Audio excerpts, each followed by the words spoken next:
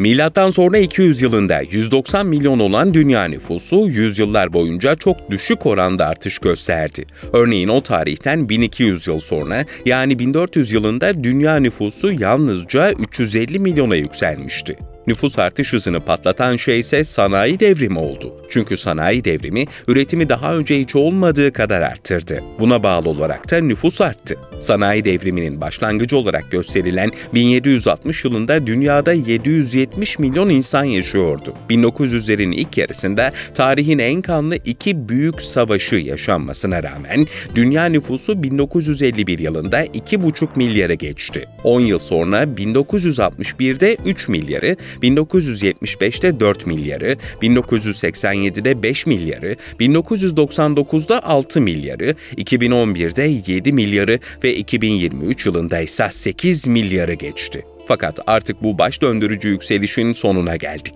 Uzmanların tahminlerine göre ülkelerdeki ve dolayısıyla dünya nüfusundaki uzun vadeli ve istikrarlı artış eğilimleri sona ermek üzere. Hatta bazı ülkelerde sona erdi bile. Çünkü son 50 yılda nüfus milyar katlanırken aynı zamanda artış hızı da düşüyor. Birleşmiş Milletler bu düşüşün önümüzdeki yıllarda da devam edeceğini öngörüyor. Artış hızı düşerken buna bağlı olarak diğer yandan da dünya nüfusu yaşlanıyor. Örneğin 1970'te dünyada yaşayan tüm insanların yaş ortalaması alındığında 20,3 rakamıyla karşılaşıyorduk. Bugünse dünyada yaşayan insanların ortalama yaşı 30,5'tur. 1965'te dünya genelinde kadın başına ortalama 5,1 doğum düşüyordu. Yani dünyada yaşayan her kadın ortalama olarak 5'in üzerinde çocuk yapıyordu. Bugünse kadın başına düşen doğum oranı 2,3'tür. Bu oranda keskin bir şekilde düşüyor. Hemen bir ek not. Nüfusun aynı sayıda kalması için kadın başına düşen doğum oranı ortalama 2,1 olmak zorundadır. Yaşanan nüfus, düşen doğum oranları ve hatta düşen evlilik oranları ve yükselen boşanma oranlarına bakınca bazı milletler için tehlike çanları çoktan çalmaya başladı. Çok kısa bir süre içinde bazı milletlerin dünyadan silinmesi bekleniyor. Örneğin bugün bir ulus devlet olan ama meşruiyetini dayandırdığı ulusu yakın zamanda tamamen kaybedecek ülkeler var. İşte biz de Kablosuz Dergi'nin bu videosunda nüfusları en hızlı şekilde eriyen ülkelere yakından bakacağız. Japonya. Japonya nüfusu 2009'da 128 milyonun üzerine çıkarak tarihin en yüksek seviyesine ulaşmıştı. Ancak o günden sonra azalmaya başladı. Yaklaşık 6 milyonluk bir düşüş yaşadılar ve bugün 122 milyon 700 bin nüfusa sahipler. Ülkedeki nüfusun yıllık değişimi ortalama olarak -1000'de 4'e kadar yükselmiş durumda. Yani her sene 1000 Japon'dan 4'ü eksiliyor ve bu oran giderek daha da yükseliyor. Bundan da kötü olan şey ülke nüfusunun yaklaşık 1/3'ünü 65 yaşın üzerindeki kişiler oluşturuyor. Bu da onları dünyadaki en yaşlı nüfus yapıyor. Kadın başına doğum oranı 1,3'e kadar düşmüş durumda. Doğan her çocuk için de ortalama 82 yıl yaşam süresi bekleniyor. Tüm bu faktörler şu ülkede üreme oranlarının düşmesine sebep oluyor. Ayrıca belirli seviyedeki yaşam tarzlarını ekonomik olarak koruyabilmek için insanların evlenme ve çocuk yapma konusundaki cesaretleri kırılıyor. Bilindiği gibi bir ada ülkesi olan Japonya pahalı bir ülke. Ayrıca coğrafi olarak kısıtlı yerleşim alanlarına sahipler. Bu sebeple de emlak fiyatları yüksek. Tüm bu faktörler Japonların daha az evlenmesine, daha az çocuk sahibi olmasına ve nüfuslarının azalmasına yol açıyor.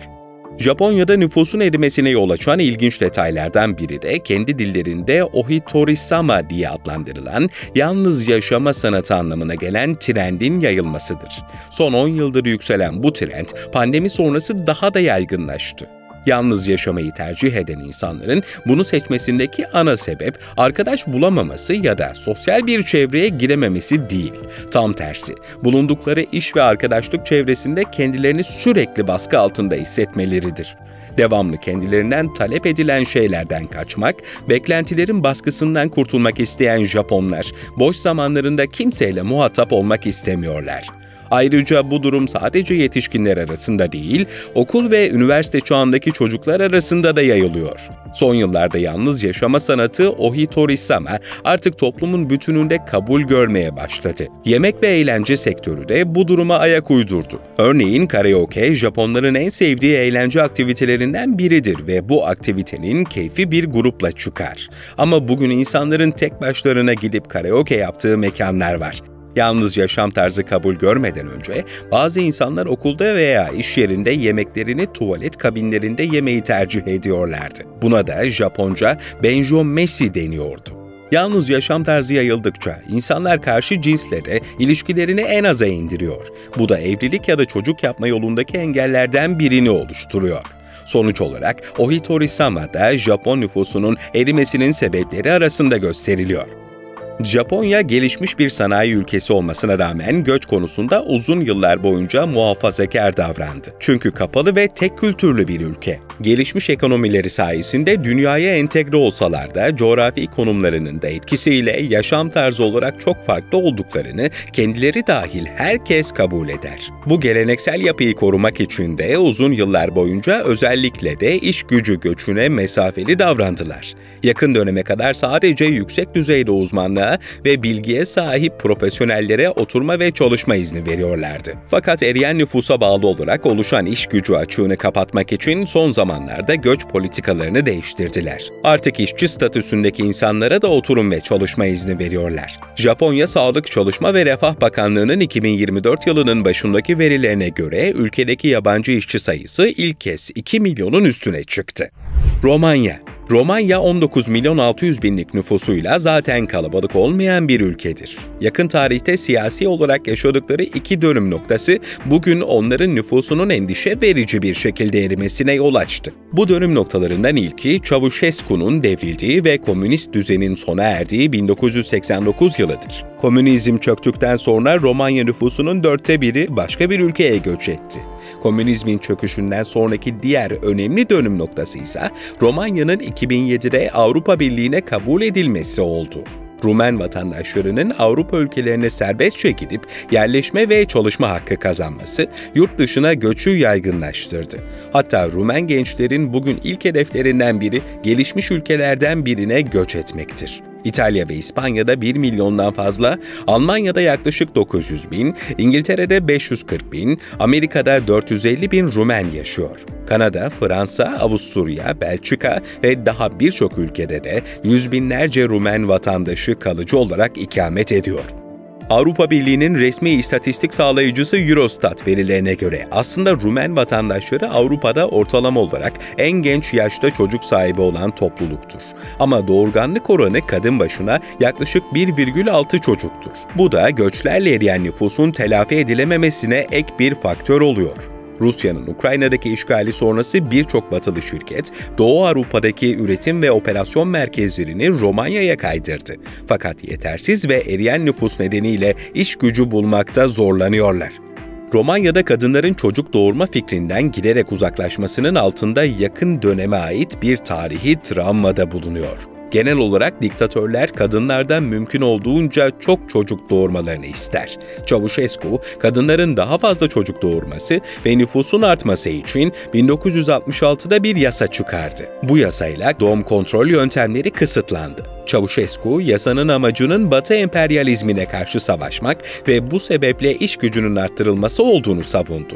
Yasaya göre kadınlar sadece belli sebeplerle kürtaj olabiliyordu. Bunlardan biri kürtaj yaptırmak isteyen kadının en az 5 çocuk sahibi olmasıydı. Bir diğeri de tıbbi olarak hamileliğin sonlandırılması gerektiğiydi.